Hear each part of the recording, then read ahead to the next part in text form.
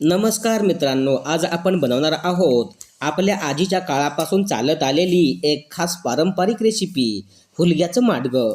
चुलीवर भाजलेले हुलगे, त्याचा सुगंध आणि आजीच्या हातची चव या सगळ्यामुळे ही रेसिपी फक्त चविष्टच नाही तर शरीरासाठीही खूप पौष्टिक आहे. गावाकडची जुनी पद्धत, आरोग्याचा खजिना पाहायचा असेल तर हा व्हिडिओ शेवटपर्यंत नक्कीच पहा. सर्वप्रथम आपल्याला ही चूल पेटवून घ्यायची आहे. जरा पाऊस झाल्यामुळे हे लाकडं धुपत आहे आणि त्याच्यामुळे धूर झाला आहे. काहीही झालं तरी आरोग्यदायी, स्वादिष्ट, चविष्ट असं हुलग्याचं माडगं आज चुलीवरच बनवायचं आहे. त्याच्यासाठी ही आजीनं चूल पेटवून घेतलेली आहे मित्रांनो.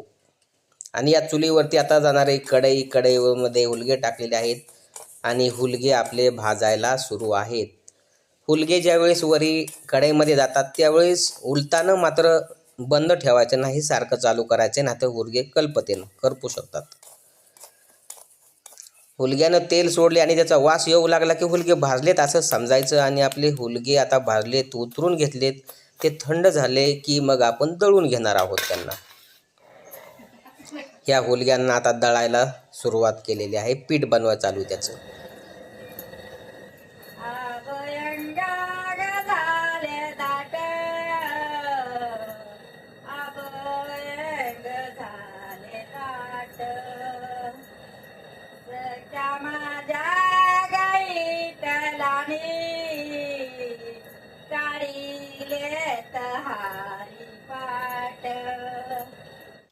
अशा प्रकारे जात्यावरती आपले हुलगे दळून झालेले आहेत आणि त्याचं आपण पीठ बनवलेलं आहे मित्रांनो.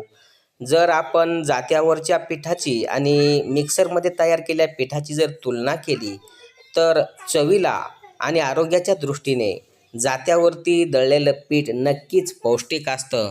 त्याच्यामुळेच आपण हे जात्यावरती दळून घेतलेलं आहे. आणि ही तर खासियत आहे पारंपरिक रेसिपीची.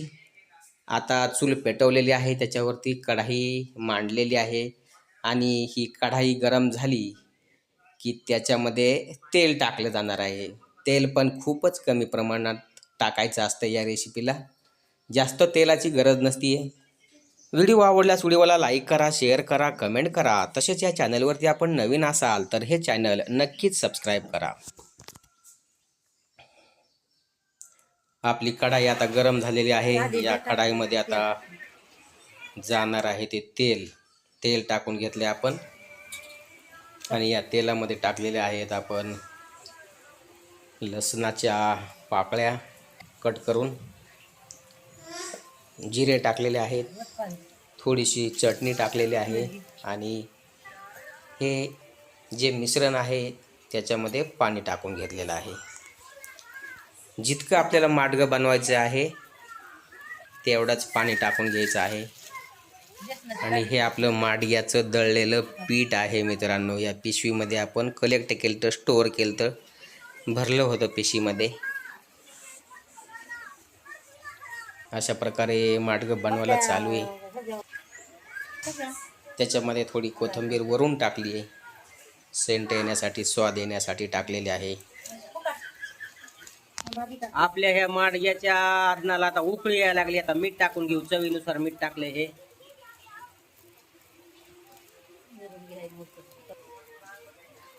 चुलीवरचं मस्त आता खमंग माडगं होणार आहे हे आजीबाईच्या हाताने. जुने माणसं तर अनुभवी असतील. हे माडगं खाल्लं तर सर्दी, पडसा, खोकला निघून जातं. आणि पावसाळ्यामध्ये, थंडीच्या दिवसामध्ये हे आवर्जून खाल्लं पाहिजे. आरोग्यासाठी देखील खूप पौष्टिक असतं. तसेच मुतखड्यावाल्या लोकांनी तर हुलगे अवश्य खाल्ले पाहिजेत. आणि आता हे पीठ हटवा चालू आहे, हुलग्याचं पीठ. आज देखील ही आजी काही दुखणं बाणं आलं, उलसाक, सर्दी, पळसा, खोकलं झालं तर ही आजी हुलग्याचं माडगं करून पिते. चुलीवरचं माडगं आहे, का गॅसवरचं नाही, काय नाही.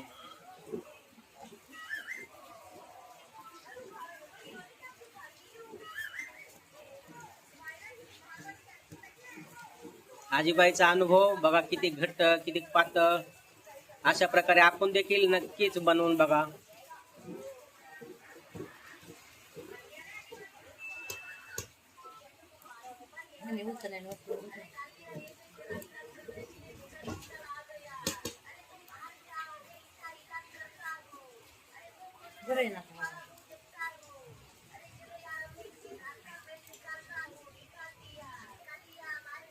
अशा प्रकारे आपलं माडगं तयार आहे.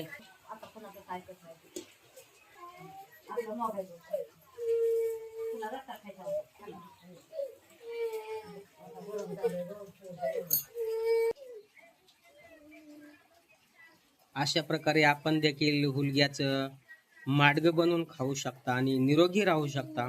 व्हिडिओ आवडल्यास व्हिडिओला लाईक करा, शेअर करा, कमेंट करा आणि या चॅनलवरती आपण नवीन असाल तर हे चॅनल नक्कीच सबस्क्राईब करा.